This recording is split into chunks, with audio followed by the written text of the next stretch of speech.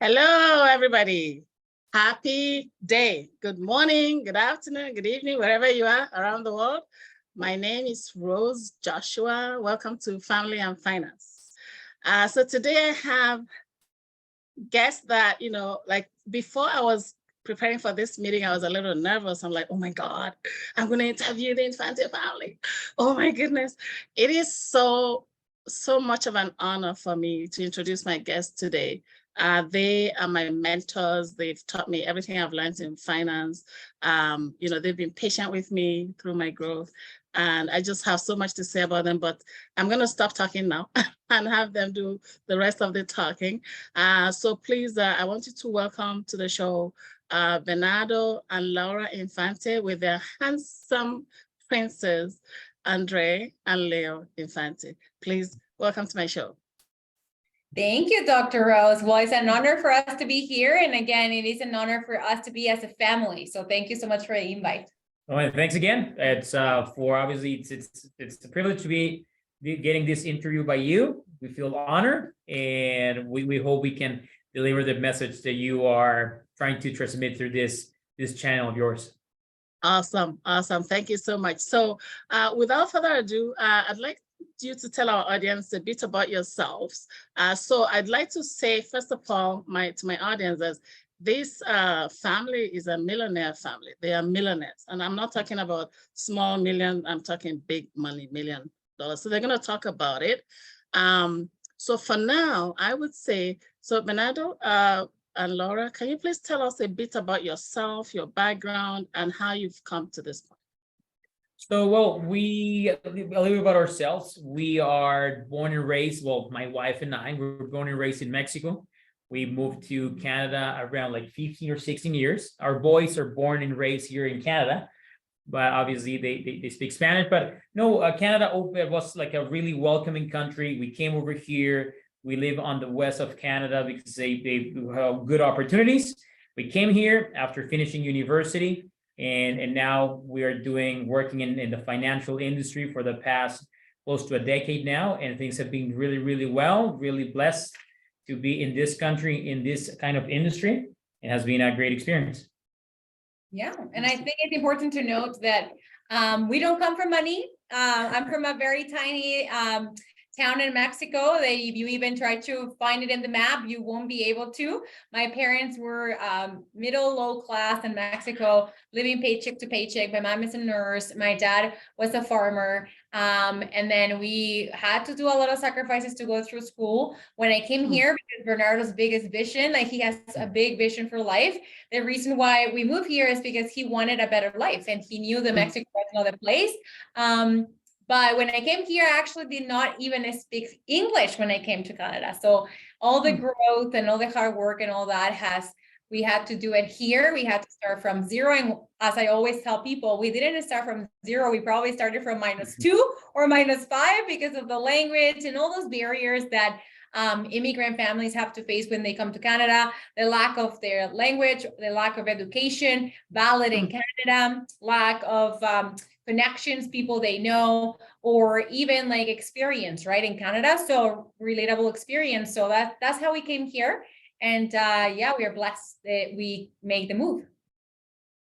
That's super impressive. Like you're talking coming from how they say grass and working your way to grace with hard work and all that. So thank you so much for that introduction. So question for you, how have you come from basically having nothing to the point where now you're millionaires? Like it must be a long journey, but tell us about your journey to the millions. Well, I think that we always knew that we wanted to do more, like that we wanted to become more, get more. And one of the reasons why we were always looking for it. So when we came to Canada, we thought we might be able to get it through a job, just climbing the corporate ladder. And we did. We worked for very good companies. We climbed the corporate ladder, but there was always a ceiling. And as much as people believe that a job is secure, it will not be secure. We work in human resources. We were the ones firing and hiring people.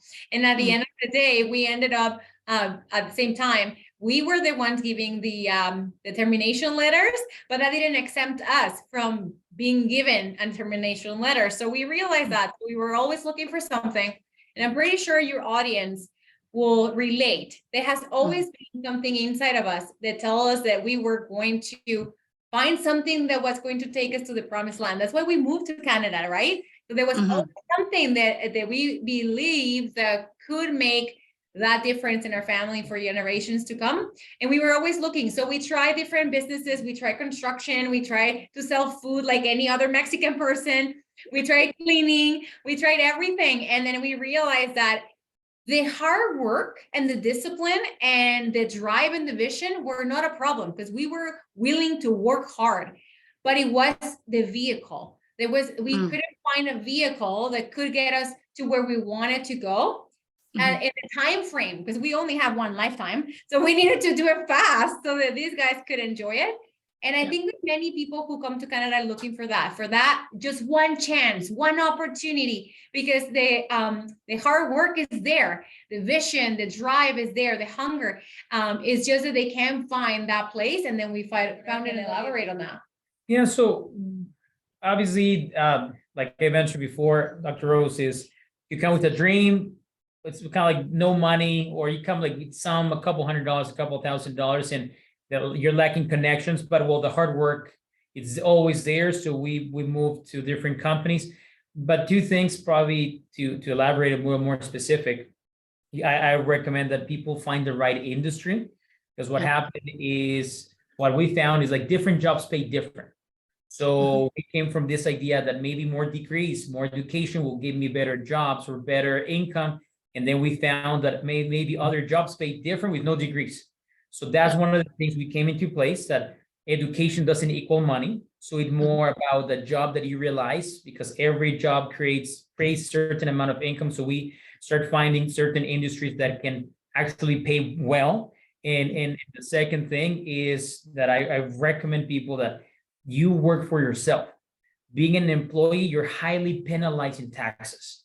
So in our previous career before being in finance, the tax was 40, almost 50%. So picture this: if you're making $10 and then they take $5 away, so you're only left with half. So for getting to save money after paying tax, it's a challenge. So the two things, okay, we need to find the right industry. That in our case was like finance. And then the second part was not only finance, but also working for ourselves, like contractors and employees. So then you can take advantage for being self-employed, putting expenses, paying corporate tax instead of employee tax. So it just becomes more reasonable and more accessible. Instead of paying 50%, maybe you pay 20. So you still pay. I understand that, but it's not as high that if you're an employee, that will be the case. Right. And so that would be a case where, if somebody had a job, then you're basically you're recommending that if they have a job, then they keep that plan B, or how would you say? Yeah, so obviously when we started, we need to get income. We need to pay our bills. We need to have kids. We need to pay everything. So you need to have an income coming in. And I agree that Canada is really generous. So every hour you work, you get paid, and that will pay our bills. But then on what Laura was talking about, that in the evenings, in your days off, instead of watching Netflix or doing other things that will not create the wealth that you're looking for, invest in an industry that you can actually work in. And we start working by ourselves, working in finance. So that way we can start pretty much taking more knowledge, becoming more professional. Because as an employee, Dr. Rose, is going to be, I'm not going to say impossible, but really hard to get to a financial wealth. And that generally doesn't happen. Generally, it's, at least here in the west of Canada, you can make 6-figure incomes. But again, if you're making 100, 200, cut it in half, and then not going to take you really far. Yeah. Okay, sounds good. So I'm interested in one part of your history which you haven't talked about, and that is that, Bernardo, permit me to say, you just turned 40. Like, correct. You're the American dream come true, because everyone wants to retire before age 40, and you're a millionaire before 40. And I know your annual income is, $1 million plus. So what advice, what advice do you give to all the dreamers out there? So this is a Canadian dream. This is an American dream. So all the dreamers out there in their 20s, 30s, what do they need to do to be where you are, to be financially free by age 40? What about you starting? You say one is It's a big question, $1 million question. Well, I think the first thing is people usually only have short-term vision. So what they do is, I need to pay the bills, so I can't leave this job because I have to pay the bills. But the reality is, if you can just really pay the basics with a job and all the other time that you have dedicated to a business, then that business eventually will replace the money that you're making in your, let's say, part-time job where you are just paying the bills. That should be your exit strategy. People do it backwards. They have these jobs that take most of their time, and then they kind of like raise their living standards to whatever they can pay with that income. So they never get out of the trap, because it's like, okay, dedicating 80 hours of my, 40 hours of my week to this job. I make $5,000 a month and I spend $5,000 a month. So there's never extra to put it in a business. There's never extra of time or never extra of money. So what we did at the beginning when we started this business was we cut all our expenses to the minimum, and then with a part-time job, cover the minimum. And then the rest of your time, you're building something that is for you. Now, when you select what you're going to be doing, because the dream is the same, it's just a vehicle that has the potential to take you there faster and further. So if you're choosing a career path, you're choosing a business, you need to first wonder, number one, is there a need for what I do? In the financial industry, there is a high need for it. We are recession proof.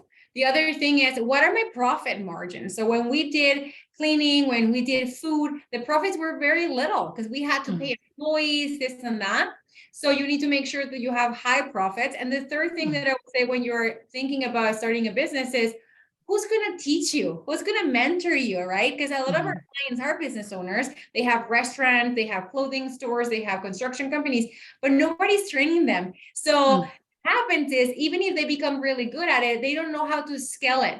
There's nobody who can teach them, okay, now you're making this much, having this many clients, now it's time to invest, or now it's time to do not invest. Now it's time to cut back. Like, there's nobody behind them that not only knows, but is willing to teach you, right? They don't see you as a competitor, and the other way is they want, not only they want to teach you how to do it in the business, but they have walked the path. They are millionaires themselves. The beautiful thing that we found is that not only they teach us, our mentors, not only they teach us how to make money, but they teach us how to keep it, how to grow it, right? So it's about making the money, it's about preserving your wealth, right? So that these guys can enjoy it. So that's what we recommend people who are thinking and becoming wealthy and finding an industry that they can really work on. And to elaborate on the last part, and here's important. Right now, Dr. Rose, with social media, people get distracted. They don't know who to follow. So what I tell out there in the younger generations, including the agents that I work with, is just copy the right cat. So be a copycat. So, but just copy the person that actually has the family or the income that you want to copy, because then copy the right cat. I got that. Copy the right cat, so that way you follow that path.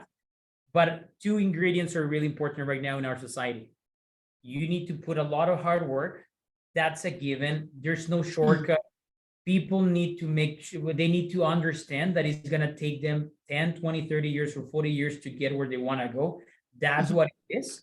So we have been working for a long period of time. It's not that we started yesterday. So the hard work combined with patience. Right now in our society is, you want to do something, and then if in a week it's not completed, it's a scam, it doesn't work, or it's not that path. Maybe it's that path, but you need to stay there. You need to develop your skills to get to a proficiency level and pretty much continue working that way for the path for the next 10, 20 years. And then magically, and we see it in sports, they started when they're like 11 or 12, and then they become successful when they're like 15, 20 years later when they're 30. So Yeah. it's in every industry, and that's what I recommend. Like find the right person, put a lot of hard work, and be pretty much patient. Be urgent with your activity, but be patient with the results. So be urgent with your activity and your hard work and your decisions, right? Be urgent with it because life goes by, but be patient with the results because people are willing to stay in a job for 40 years in hopes that they can retire. And 99% of the times they cannot even retire by the time they want to retire.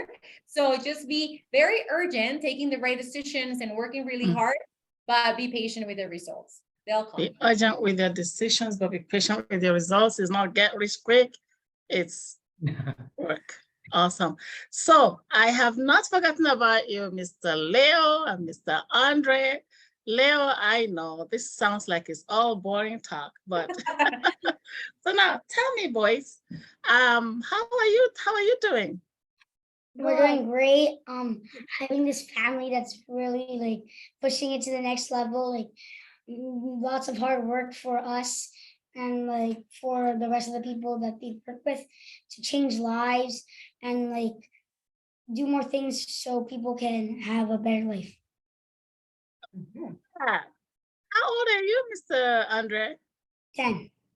You're 10, and you're just talking about going to the next level and helping families. I am super impressed, man. Super impressed. Andre, how you doing, man? How are you doing? You're looking really cool. You boys are looking cool in your suit and tie. I'm being awesome with this family. I love how we go to many trips and that we can have a millionaire family in the future and that I really want to be like my family. Wow, that is so cool. You love how you go on many trips. That is cool. So tell me, boys, some of the places you've been to. So Andre, you are 10. Leo, how old are you, hon? 7. 7. So tell me all the places you've been to. Mexico. Mexico? Hawaii. Hawaii? We have been several places I really can't count. Vegas. Canmore. Canmore. Vegas, Banff. Yeah. Jasper. Yeah. California. Texas, California. right. And we are going to Europe. Europe. Wow. You guys have traveled more places than a lot of adults. So good for you. So tell me how you feel about your mom and dad. Tell them now how you feel about it. I really feel proud and that you put the extra mile and take the extra mile for us. And I feel really proud that you make us proud in all you do and all you are. Oh, You really do sell the dream. oh, you know what? That's the ice cream on the cake. That is to have children who are so proud of their mom and dad. So how about you, Leo? I feel happy about my family and that like I feel good and like, they really work hard for us and they do everything they can to go everywhere. And when we really want to do something, sometimes they say no because they really want to work, not spend money every time. Wow, I think I had most of that. So Mama Laura can help us, but I think he said he's very proud of you because you've gone out of your way to work very hard. And sometimes when he wants something, you say no because you want him to work for it. Yes, yes. So we teach them to be financially disciplined. So yes, the fact that we have created wealth, we want to teach them how to keep it, preserve it, and grow it. So yeah, exactly. So they don't waste it. That's good. So boys, you get some more say. What advice do you have for moms and dads out there who have children like you, so that you can, advise them to take care of the kids? What advice do you have for parents out there? First, sometimes parents don't really focus on their kids because they have a lot of them. And like specifically just focus on each one in different activities. Ask what they have at school, how they're doing, because then you don't know anything because then it's just all private. And then you sometimes focus on somebody and then there and then that, and then that's not really fair for some kids, or sometimes it just doesn't make you look like a good parent. And sometimes you just have to work really hard and be aware of your kids and what they are doing. Wow, work really hard. Parents, you heard it out of the mouth of babes and sucklings. God ordains wisdom.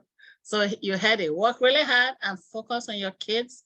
Be aware of what the kids are doing. All right. So this has been really awesome. So Bernardo and Laura, any last words that you want to share with my audience? Well, for me, will be like, don't make your kids an excuse. It will, to me, is selfish. For you to leave your kids the same way that you started your your life as an adult. Like they have to, we had to start from zero, and you don't want you to leave your kids the same way, where they have to pay for their education, and then they leave their university already with debt and the student loans, and then they have to go and beg for a job, and it's the same cycle. Like if you really love your children, work now so that they can have the things, not that the things that you wanted, like the physical things that you wanted, but the life that you wish you had. So for us, don't make them as an excuse, make them a reason. For us, we have always been really focused on not only working for them, but working with them. They're here in the office with us. They understand the business, because at the end of the day, we hope this is going to be their business. And it's not different than someone who owns a restaurant or owns any other company. Like kids have to be part of it, because they said it takes a village to raise children, but they need to understand that they are part of that village. They need to pull their own weight. And the best way for them to learn how to work hard is by them watching you work hard. If you always tell your kids, don't quit, don't give up, you can become everything you were created to be, why don't you say those same things to yourself, and you go and show them that you work hard for you, you became everything you were created to be, you not only dream about it, but you made it happen. So that's the best legacy we can leave children. Wow, that is so deep. That's so deep. Awesome. So Bernardo, final words? Yeah, the final words will be, I feel that we are created perfectly. So you have everything that all your talents, everything, you have it in you. But my advice for people that are listening here, be quick to make a decision. I feel that people take so long on starting something. And one of the things that I have seen when people are successful, they're like quick starts. They see the opportunity, they take it, and pretty much they follow with that one. Because I sometimes see what Laura was talking about, they make so many excuses, they take so long. And I started to remember when it was a recession years ago about the oil and gas, and then people just paralyzed, and then COVID came and they paralyzed again. And then every time something happens, they paralyze and they do nothing. But the opposite, when people are successful, something happens and they take the opportunity and they follow through. Awesome. That's really perfect. I could stay with you for the next hour and keep talking, but time has passed, and so we need to end it here. But I have been blessed. Thank you so much, Bernardo and Laura. And thank you so much, Andrea and Leo, for being here and for just, adding a lot of spice to this conversation.